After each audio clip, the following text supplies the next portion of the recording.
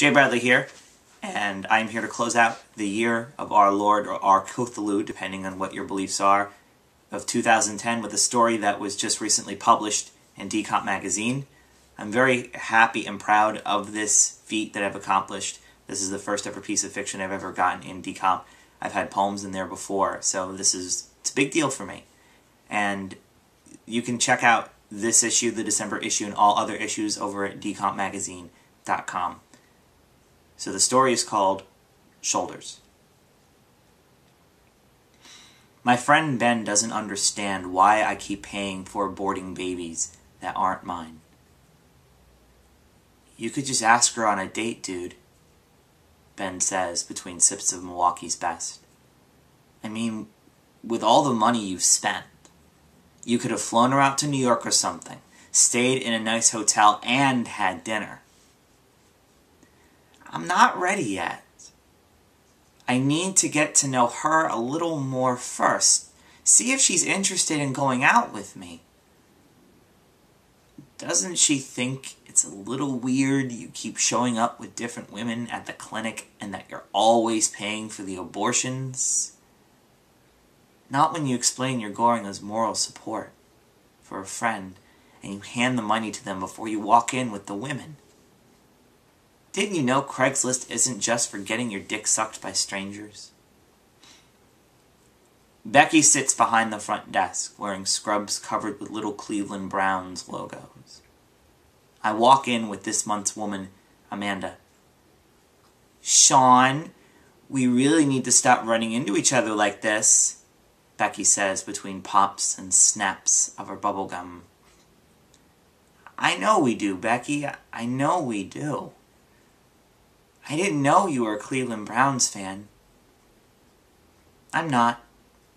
My ex-boyfriend is a huge fan, and right now, I'm into ruining anything he loves as often as possible. Are you Amanda? Amanda nods. Here's some paperwork to fill out. Afterward, I'll bring you back to see the doctor. After Becky takes Amanda to the back, I pull out the notebook and pen in my right pocket. I add, hates Cleveland Browns and ex-boyfriend to the notes I've made of what I know. Likes Daisy, the flower. I don't want to miss a thing. Favorite slow dance song. Ex and her were supposed to dance to it at their wedding. Allergic to shellfish and carrots. Thinks she's too fat. I don't. Reads James Patterson novels. Plays drinking games during Dancing with the Stars. Tired of meaningless sex. Don't know with how many people. Don't care. Hates Oprah. Is Becky really a woman? Loves vintage clothes. Doesn't date vegans or Republicans. Listens to Freebird before and after boarding an airplane. You know, you could just volunteer for the clinic instead.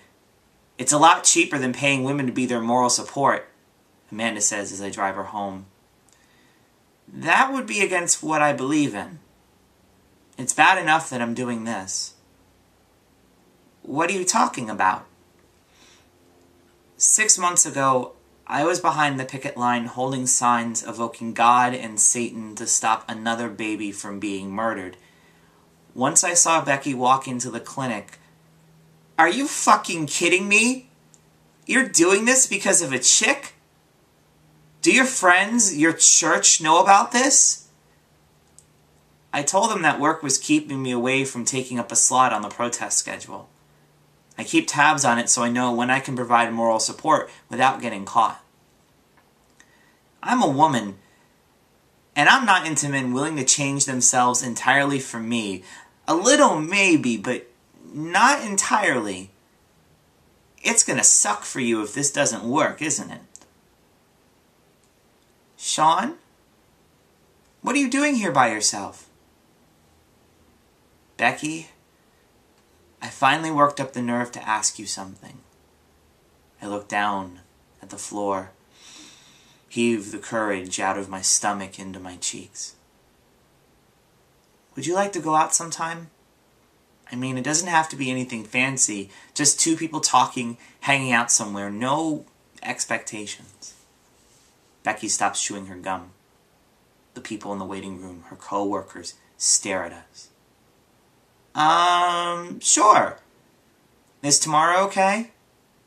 I nod my head. Here's my address. Pick me up tomorrow around 7. She hands me her address written on the back of a Planned Parenthood benefit flyer. When I got into the car, I high-tened the steering wheel before cranking up my Jars of Clay CD to 11 and turning the ignition. Becky and I sit in a booth at Dairy Queen, licking our soft-serve cones.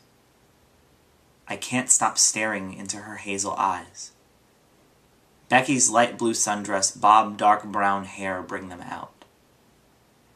What the fuck is that? Becky says, pointing at the window. There's a small group of people outside holding picket signs. They chant, "Baby savers don't date baby killers. Baby savers don't date baby killers. Baby savers don't date baby killers." I'll go take care of these fucks. I slide out of the booth and walk out the door. As I get closer, I see Ben holding a megaphone. Dude, what the fuck? Sorry, man, but you can't be going out with this girl.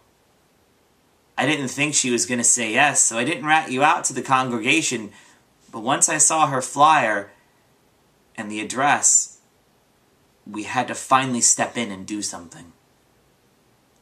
I'm not allowed to be happy, Ben? I really like this girl.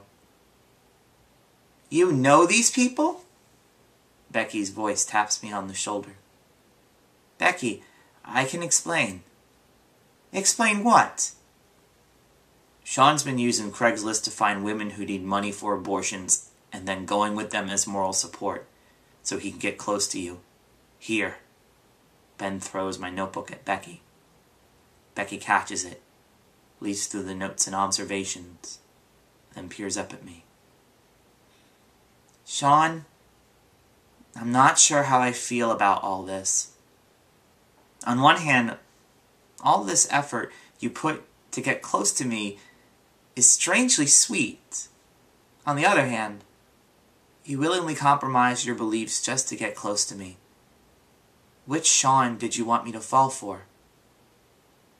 Becky drops the notebook and calls a cab. I sit on the hood of my car, watching Becky wait for the cab inside, wondering how everything went wrong.